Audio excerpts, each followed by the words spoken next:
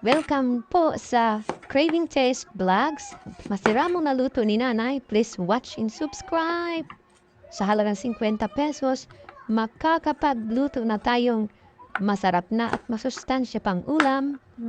Nandiyan na yung mga presyo, yung kalabasa, nabili ko lang ng 20 pesos. Yung malunggay, 5 piso lang yan. At yung kamatis, 5 piso, napakamahal ng kamatis na yon. Ang sibuyas naman ay 5 piso din. Meron tayong 2 cloves of garlic. Meron naman tayong luya. Meron naman tayong siling green. Bawang. Kamatis. Yan, hiniwa-hiwa ko na pati luya. Ito po yung mura ng ulam. Lagyan natin ng dilis. Ayan, nagisa na ako ng bawang, sibuyas, kamatis. At nilagay ko na ang kalahati lang ng dilis. Hindi ko inubos yung dilis. Medyo gilisa-gisa ko lang yung dilis. At preto-pretong kaunti.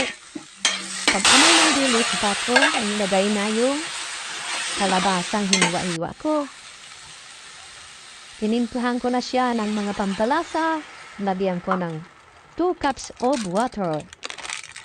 Meron lang paminta, magic sarap, asin. Kung gusto niyo pong lagyan ng nor cubes, pwede. Para mas malasa. Ayan, lutuin na natin siya. Napakasustansya po ng kalabasa, vitamin E. Para sa mata natin, pampalinaw ng mata. Yan, nagisa ko na siya. Pero pag kulang pa ang tubig, pwede kayong magdagdag. At saka medyo pagluto na, nailagay ko na yung malunggay, tsaka yung siling green. Napakadali lang lutuin, ating luto. Recipe ito. Masustansya na, timplahan na lang ng asin.